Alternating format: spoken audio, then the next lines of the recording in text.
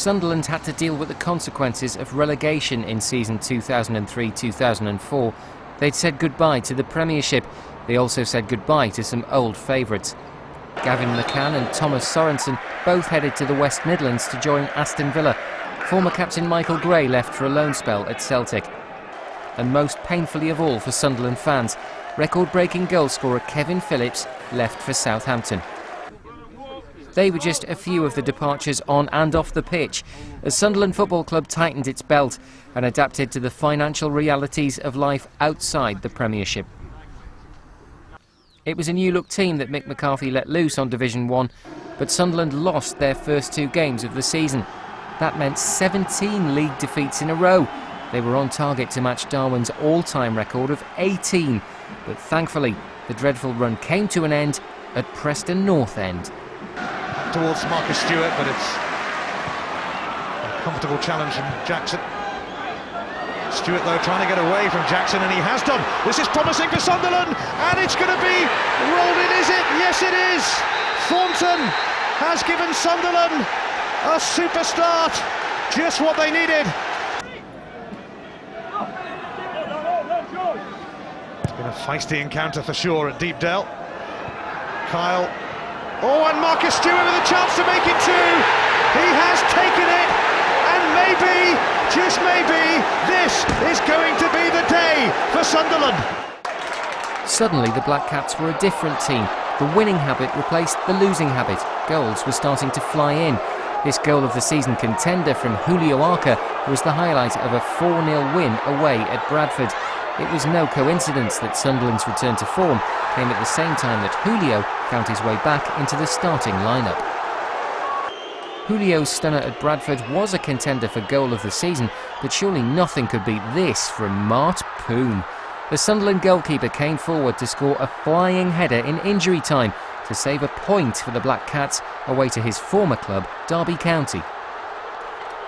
A few players came in on loan during the season, and no one made a better impression than Stuart Downing.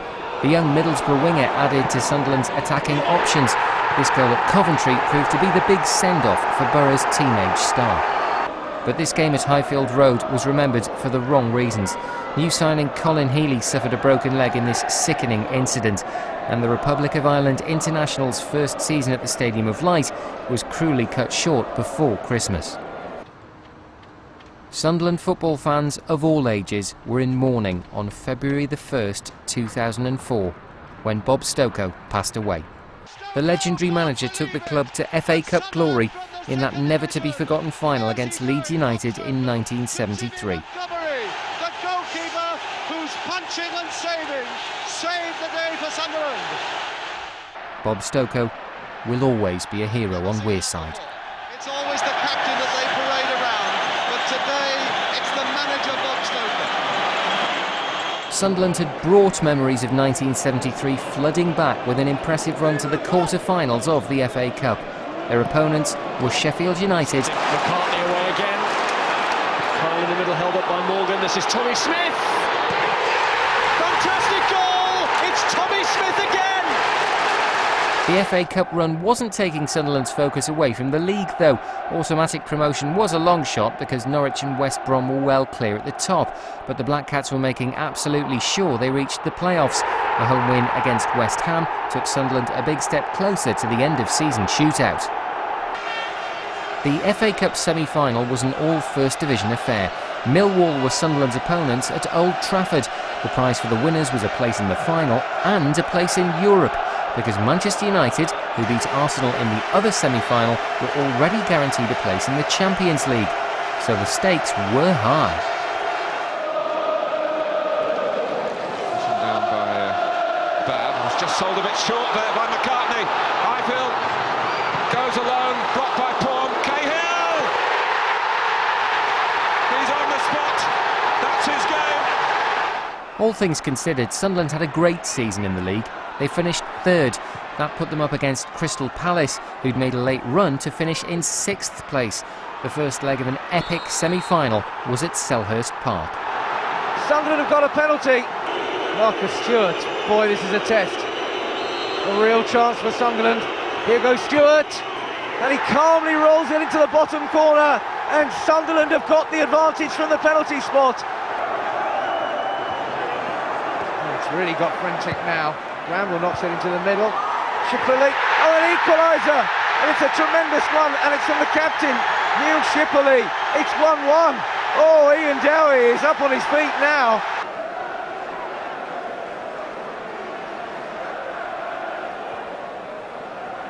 Butterfield tees it up, deflection and goal. Palace have got the lead. Danny Butterfield strike. Sean Thornton can whip the ball in from this set piece and does do. Bit of hesitation there, and Kevin Kyle has found the net for Sunderland. A priceless equaliser, and the big number 9 has come up with the goods. Here's Andrew Johnson. They've kept him pretty quiet tonight, Sunderland. There's still time yet for him to have an influence, and he does do, and he scored! Andrew Johnson has put Palace back ahead. Oh, there's no end to this game.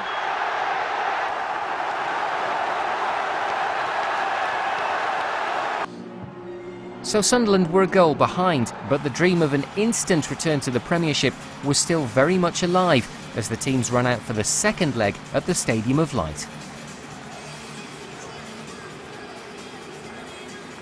Thornton again. McAteer now is filling the right-hand role. It's for Kevin Kyle. Kyle gets it, and Kyle scores! And Sunderland have levelled it up. Kevin Kyle. Thornton. McAteer, can he provide another dangerous ball? And he has done. Oh, it's another goal, and it's Marcus Stewart this time.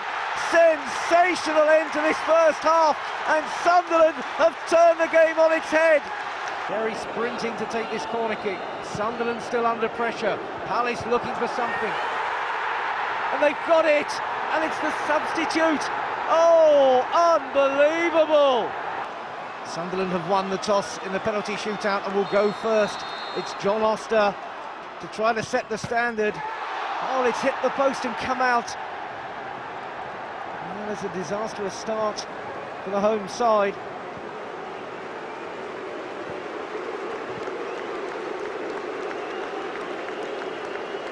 There's going to be a lot more anxiety to go.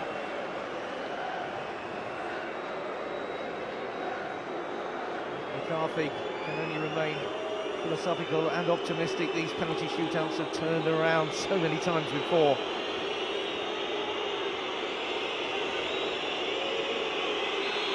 Palace lead off with their banker, Andrew Johnson, the leading goal scorer, and he belts it in. Poom got in the way of it, got a hand to it, but the power took it in, and Palace lead 1-0. Hit it fairly straight. It just came off the side of Mark Poom, but it found the back of the net.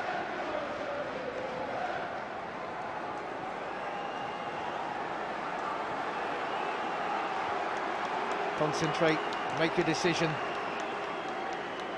Don't change your mind. Can you bear to look though?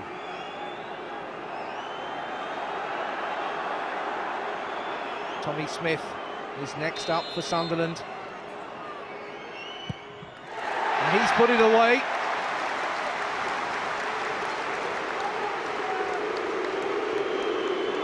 Absolutely vital that Smith got Sunderland moving, kept them in contention. Well taken. Fasson made his mind up and didn't guess right.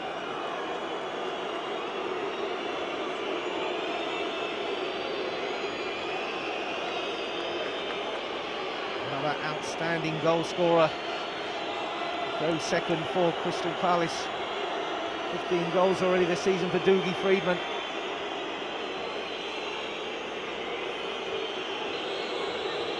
Freedman for Palace.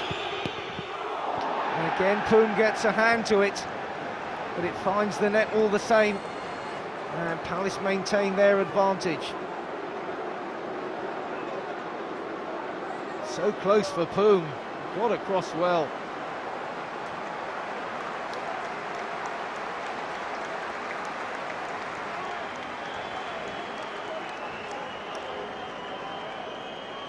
Pressure very much on Sunderland, very much on their fans. Phil Babb now, third up for Sunderland. There goes Babb, and a coolly taken penalty there into the roof of the net. Experience and composure there from the international, over the top of the diving Vaesen and into the roof of the net.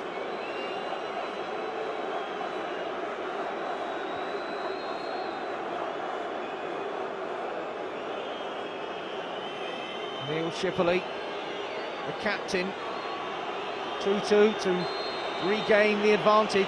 Shipley, that's another well-struck penalty, and Palace 100% from the spot so far.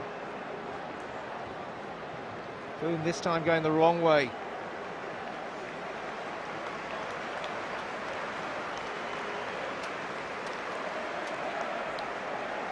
Captain's done his bit. It's every man to himself out there. This time it's Robinson, Carl Robinson for Sunderland. 3-2 down, and he's put it away. But they still need somebody to come up with something. Sunderland. A nice little feint and a penalty across his body there that deceived Vaesen.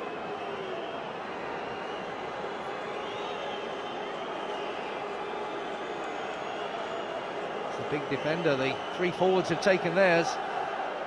A big Australian who scored a famous goal for Australia.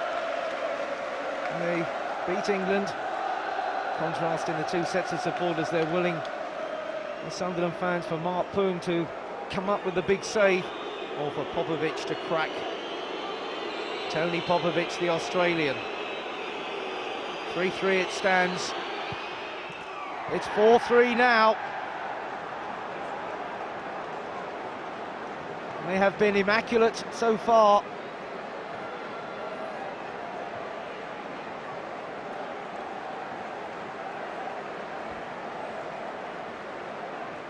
Popovic keeps his nerve, and it's going to be all down to Gary Breen now.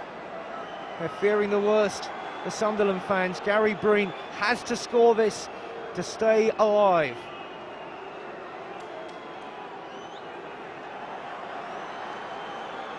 This penalty to stay in the hunt for the Premiership. Gary Breen rolls it into the far corner. And can I get much cooler than that? They have the advantage. First penalty hitting the post from John Oster. Every other penalty has been converted.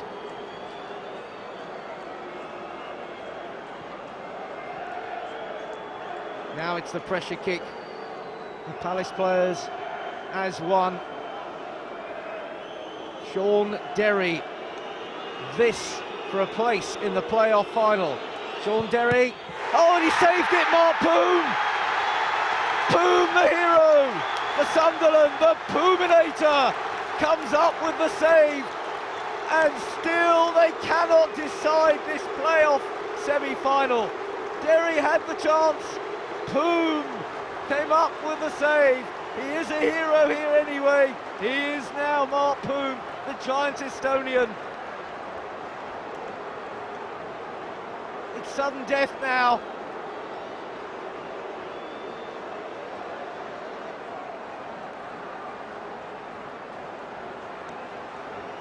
What is it doing to those managers down there?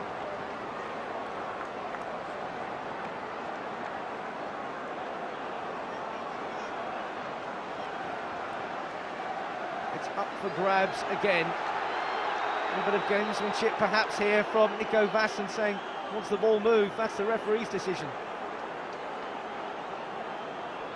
McAteer, Sunderland yet again have got a second chance. Jason McAteer, oh, this time Vaesen saves. And again, it's drifted away from Sunderland. They've had playoff penalty agony before, of course.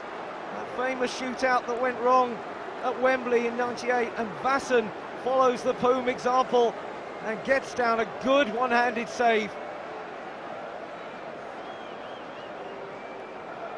Agony for Jason McAteer. There's always, for every hero, a villain. Now it's with Routledge. This for Cardiff. They've got a second go at it.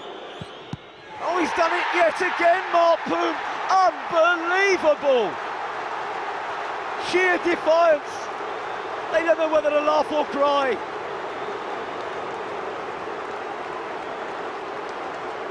Can you take any more? Oh, it was a good stop as well. It was at a savable height. And Poom denies Routledge, denies Palace.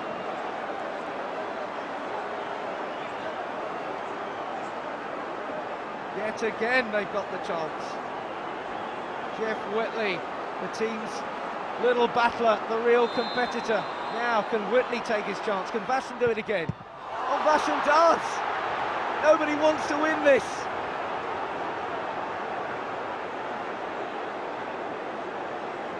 McCarthy, that's just anger. Whitley stopped, changed his mind and chipped it straight at Vassen. Vassen saved 2 now. Poom saved 2. Surely he can't come up with it again. McCarthy, oh, distraught.